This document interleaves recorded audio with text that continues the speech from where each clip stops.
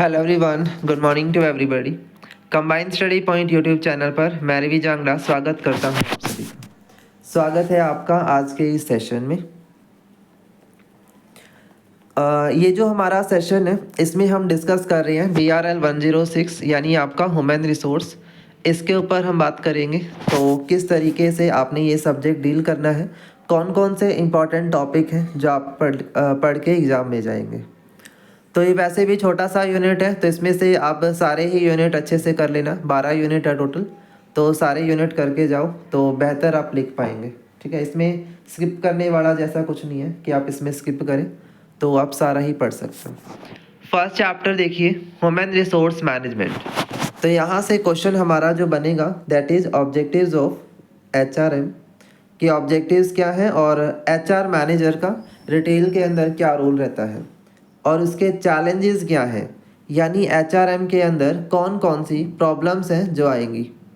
ठीक है, चलिए next chapter number 2, job analysis, job description, job design. तो यहाँ से component of job analysis, method of job analysis ये इम्पोर्टेंट है। फिर इसी तरह से मेथड ऑफ जॉब डिज़ाइन ये इम्पोर्टेंट है। 2 लॉन्ग क्वेश्चन इसमें से कर लीजिएगा। जॉब एनालिसिस उसके कंपोनेंट, फिर इसके method, then job description, job design के मेथड्स। इसी तरह से यूनिट 3 है आपका।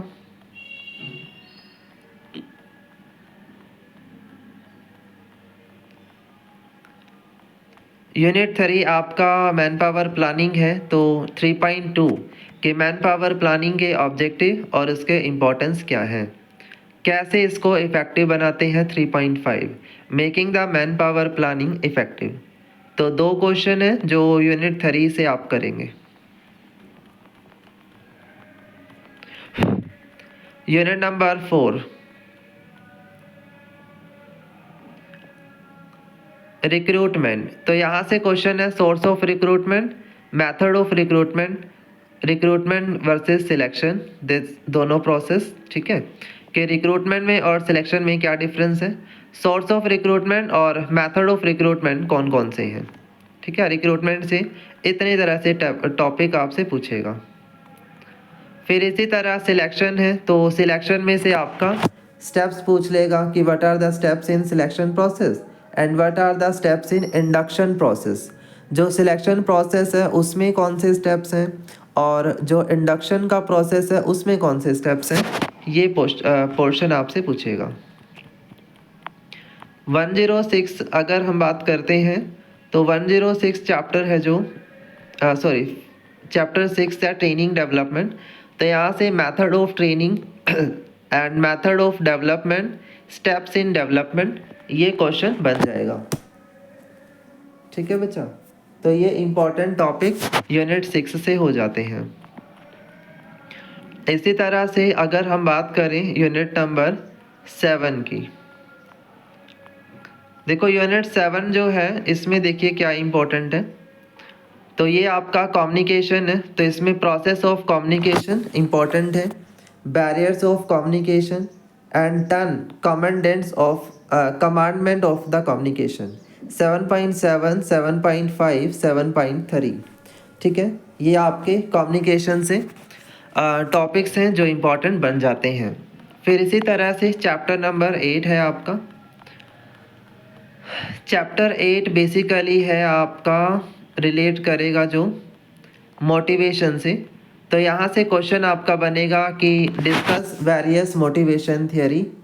ठीक है, मोटिवेशन थियरीज पर क्वेश्चन बनेगा और जो रिवॉर्ड सिस्टम है उसमें क्या क्या चीज़ें हैं ये क्वेश्चन बनेगा। मोटिवेशन थियरी का लॉन्ग क्वेश्चन है आपका। ठीक है, इसे अच्छे से पढ़ लेना बच्चे। Next chapter number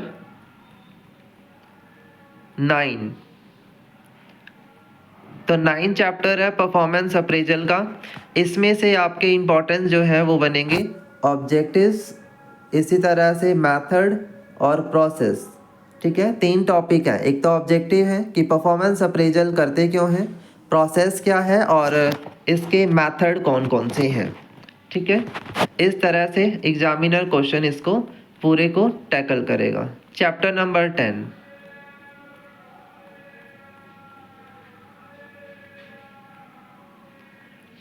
chapter 10 basically है एम्प्लॉय ग्रीवेंस एंड डिसिप्लिन।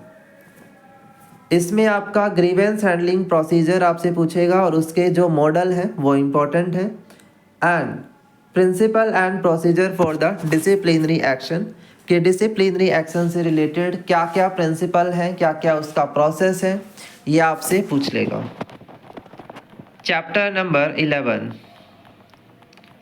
देखो चैप्टर 11 की अगर मैं बात करता हूँ तो इसमें से जो इम्पोर्टेंट है आपका, देखिए क्या रहेगा, HR record and information management.